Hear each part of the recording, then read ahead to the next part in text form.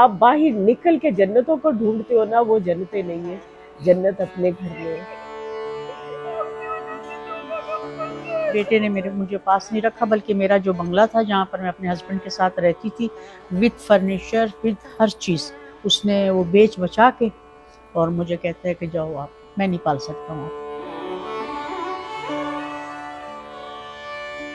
بیٹا ہے آ گیا، چلو آفس سے آ گیا یا کاروبار سے آ گیا تو ماں کے پاس آ کے پوچھ لے 5-10 منٹ دیر سے۔ کبھی کوشش بھی نہیں کری ملنے کی ایک بار بھی؟ وہ فون ہی نہیں کرتا۔ ضیاء الحق کا زمانہ تھا تو ہم لوگ لندن چلے گئے تھے، وہاں پر ہے، وہاں یہ لوگ پڑھے ہیں، کوئٹہ گرامر میں پڑھا ہوا ہے، بیٹیاں میری کانوینٹ میں پڑھی ہوئی ہیں۔ یہ نہیں کہ مطلب اچھی تربیت دی، اچھی تعلیم دی، باپ نے بھی ہر چیز ان کو، ہر آرائش دی تھی۔ فیملی میں کون ہے؟ کوئی بھی نہیں ہے جو نہیں، فیملی بہت بڑی فیملی ہے میری کوئٹہ میں، یہاں بس ایک میری بیٹی ہے۔ السلام علیکم۔ وعلیکم السلام۔ کیا نام ہے آپ کا؟ میرا نام ریحانہ اشرف۔ ریحانہ اماں، کتنے سال سے ہیں بنت فاطمہ فاؤنڈیشن میں؟ میں پہلے آئی تھی یہاں 2 سال پہلے، پھر کچھ پرابلم ہو گیا تھا، فیملی میٹرز ہو گیا تھا، تو پھر میں واپس چلی گئی تھی کوئٹہ۔ تو اب پھر بس میں ڈپریشن کا شکار ہونے لگی تھی، اکیلے، نہ کوئی بات کرنے والا نہ کچھ، تو بس میں نے کہا میں یہاں آؤں گی۔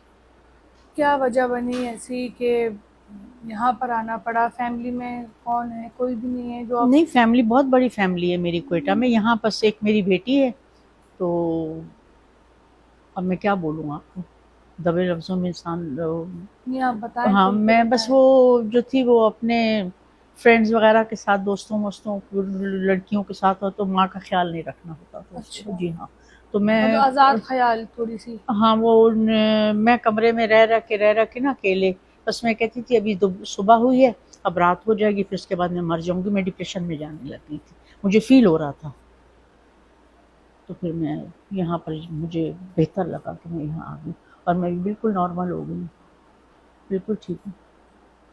اچھا، تعلق کہاں سے ہے آپ کا؟ میری والدہ جو ہیں وہ کشمیری تھی، علامہ اقبال کی خالہ کی بیٹی۔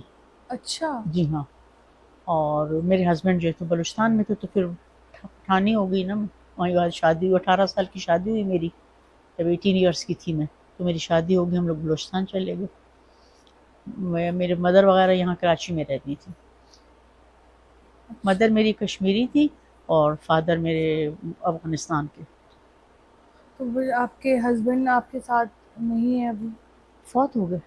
فوت ہو گئے، ہاں، اور ان کے تو بعد ہی ان کے اکیلا پن؟ بعد یہ 2 سال کے اندر میرے بیٹے نے ہم سے، کافی پراپرٹی ہے، اس نے وہ پراپرٹی پہ سارا قبضہ کر لیا ہے، اور ابھی ہم لوگوں نے وہاں ہائی کورٹ میں کراچی میں کیس کیا ہوا ہے، ان کا جو بینک بیلنس تھا کراچی میں، جو گاڑیاں واڑیاں خریدنے آتے تھے وہ کرتے تھے، تو یہاں کا بیلنس جو تھا اس نے چیک پہ سائن کر کے وہ کر لیتا تھا، باپ کا سائن، اور میرے ہسبینڈ نے کہا تھا، ایجڈ ہو گئے تھے تو ان کا ہاتھ ذرا کانپتا تھا، تو انہوں نے کہا تھا یہ جب میں فون بڑا چیک آئے نا تو میرے سے آپ فون پہ پوچھ لیا کریں میرے چیک کا کہ میں نے کیا ہے یا وہ ہے، تو فون جب فوت ہو گئے تو فون ان کا اس کے پاس تھا، میرے بیٹے کے پاس، انہوں نے پوچھا، انہوں نے کہا ہاں میں حاجی اشرف بات کر رہا ہوں، یہ چیک کیش کر دیں، 1.5 کروڑ اس نے وہ نکالا، اور پھر ماشاءاللہ پراپرٹی ہماری کافی پراپرٹی ہے، مین جینا روڈ پہ، جیسے یہاں زمزمہ لگا کر لیں کوئٹہ میں، تو وہاں پر پلازا ہے، شو روم ہے، اور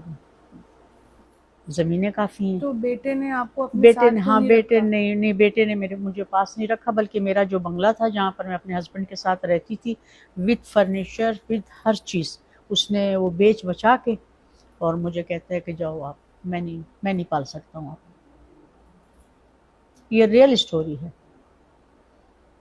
بلکہ اس میں کچھ میں بتانا نہیں چاہتی ہوں گی، وہ بات ہے، لیکن جو میں آپ کو بول رہی ہوں بالکل ٹرو اسٹوری ہے، اور مطلب ابھی بھی اس کے اوپر کیس ہم لوگوں نے کیا ہوا ہے کوئٹہ میں بھی، کہ ہم نے اپنے نام پہ ہماری پراپرٹی ہو گئی ہے، اب اس میں جو ڈویژن ہونا ہے۔ آپ کے ہسبینڈ کیا کرتے تھے؟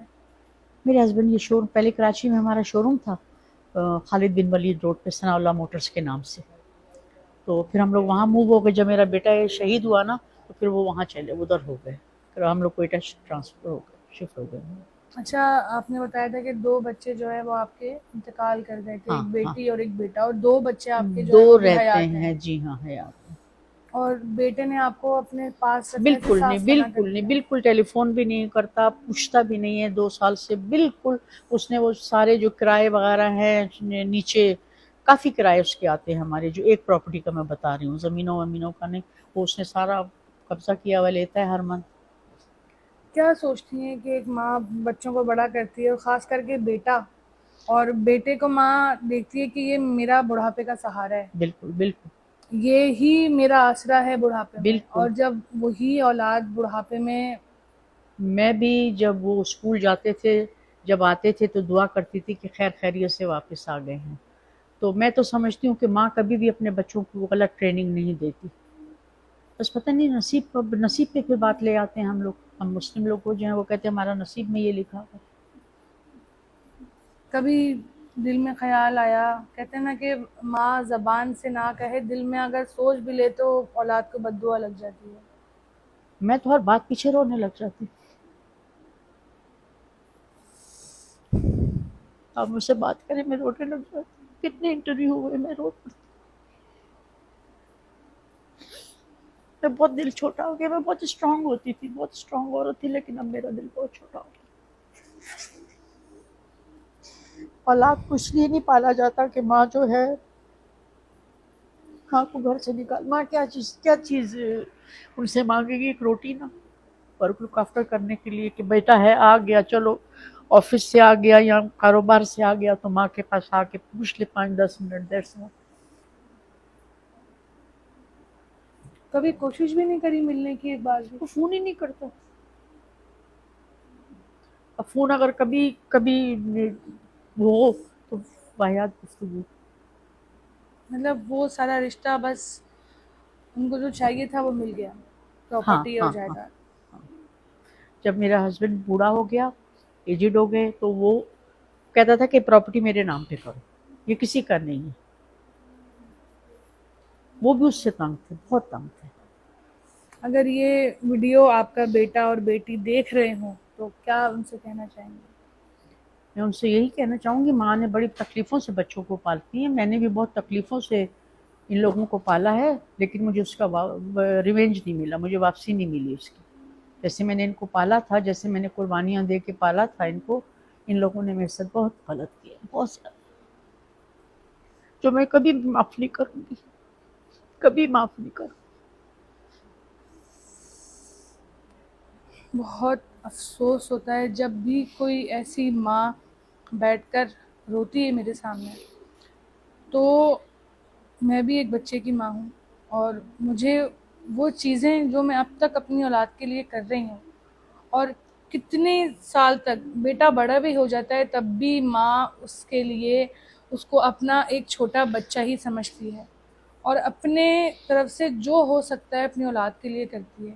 لیکن اولادوں کی اس طرح کی بے رخی یہ قیامت کی نشانی ہے، کیونکہ ماں جیسی ہستی کو کوئی اس طرح سے رسوا کرے، یہ بہت تکلیف دہ بات ہے. ضیاء الحق کا زمانہ تھا تو ہم لوگ لندن چلے گئے تھے. وہاں پر ہے، وہاں یہ لوگ پڑھے ہیں، کوئٹہ گرامر میں پڑھا ہوا ہے. بیٹیاں میری کانوینٹ میں پڑھی ہوئی ہیں. یہ نہیں کہ مطلب اچھی تربیت دی، اچھی تعلیم دی. باپ نے بھی ہر چیز ان کو، ہر آرائش دی تھی. مجھے کیا سمجھتی ہیں کہ کیوں آج کل کے دور میں اولادیں اتنی بے رخی دکھاتی ہیں ماں باپ کو؟ وجہ کیا ہے؟ پتہ نہیں باہر دوستوں میں بیٹھنا اٹھنا ہے. میں تو کچھ نہیں، میں اس چیز کا جواب نہیں دے سکتی. بلکہ شادی آپ کے جو بچے اس ہیں کے، ان کی شادی ہاں ہوئی ہوئی ہے؟ شادی، سب کی شادیاں ہوئی ہوئی ہیں. یہ صرف جو میرا بیٹا شہید ہوا اس کی شادی نہیں ہوئی تھی. تو شادی سے پہلے بھی آپ کے ساتھ رویہ اسی طرح کا تھا؟ نہیں اتنا نہیں تھا، اتنا نہیں تھا. شادی کے ٹھیک تھا، بعد زیادہ فرق آیا؟ ہاں ٹھیک تھا. شادیاں بھی 3 شادیاں کروائیں. ایک شادی کروائی کراچی سے، وہ 13 سال رہی، پھر اس نے خلا لے لیا. بہت اور ٹائپ کا، میں آپ کو ایکسپلین نہیں کر سکتی ہوں. تم دماغ اور وہ نہیں اس ٹائپ کا. پھر دوسری شادی کوئٹہ میں کروائی، اچھے نوابوں کے گھر میں. اس کی بھی بیوی نے 7 سال بعد خلا لے لیا. اب اس نے خود کی اپنی عمر سے بڑی کوئی بلوچ عورت سے، اس کے 2 بیٹے جوان ہیں، اور وہ اس سے زیادہ عمر کی ہے، بس اس کے ساتھ رہ رہا ہے. وہ اپنی اولاد نہیں ہے. تو ہم یہی کہتے ہیں ان کے لیے چھوڑ کے جائے گا. कुछ नहीं तो कम से कम जब तक आप की सांसें चल रही हैं, आप जिंदा हैं, तब तक आपको ही अपने साथ रख ले। बेटा मैं क्या मांगती क्या हूँ, आप मुझे बताएं क्या। एक मैं कुछ जेवर मांगूंगी या मैं उससे कुछ बंगले इस मांगूंगी? उम्र में क्या वही मांगेंगे? मैं आपको, यही तो मैं कह रही हूँ, एक रोटी है, एक कपड़ा है, कपड़े की भी अल्लाह का शुक्र है, बहुत बहुत घर में पड़ा हुआ है, जब तक जिंदा हूँ बहुत है, ऐसी कोई बात नहीं है। और 2 वक्त की रोटी 2 वक्त और की सर रोटी, पर छत, सर पर छत वो भी नहीं दी गई एक औलाद नहीं से। दी गई मुझे। मैं आपसे अगर पूछूं, वैसे तो हर माँ ही अपनी औलाद के लिए बड़ी कुर्बानियाँ देती है, जी आसान नहीं है। जी कहते हैं जी, ना कि पूरी जवानी गंवानी पड़ती है एक औलाद को जवान करने के बिल्कुल लिए। बिल्कुल।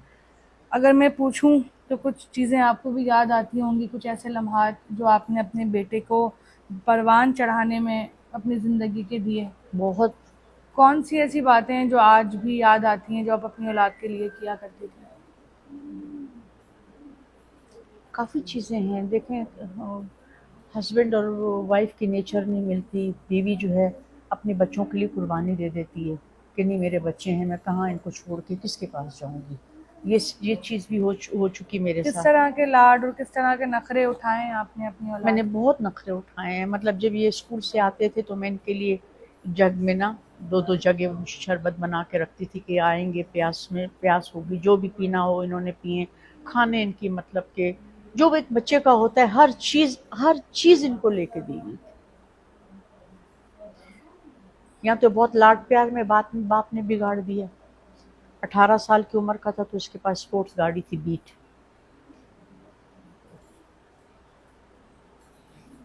मतलब ज़रूरत से ज़्यादा भी बच्चों की ख्वाहिशात को हाँ, पूरा नहीं करना चाहिए।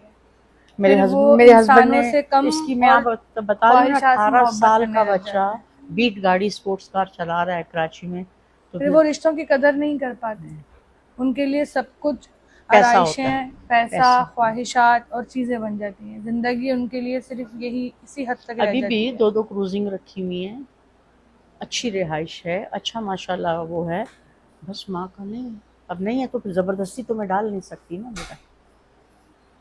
यहाँ तो ख्याल होता है और या नहीं बेटियां तो होता। बड़ी माँ बाप की जो है वो खिदमत गुजार होती हैं। कहते हैं कि वो जो बेटी खिदमत गुजार थी वो चली गई, नसीब देखे ना मेरा, जो मेरा अच्छा बेटा था वो चला गया। जो अच्छी बेटी थी मेरी, अगर वो 2 होते तो मैं आज ऐसी ना होती।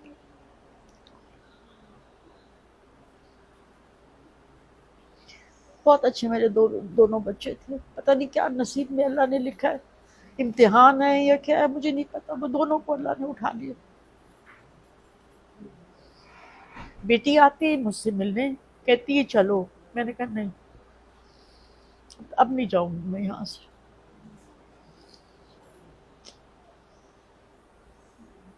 बिनते फातिमा में किस तरह का आपको माहौल मिलता है?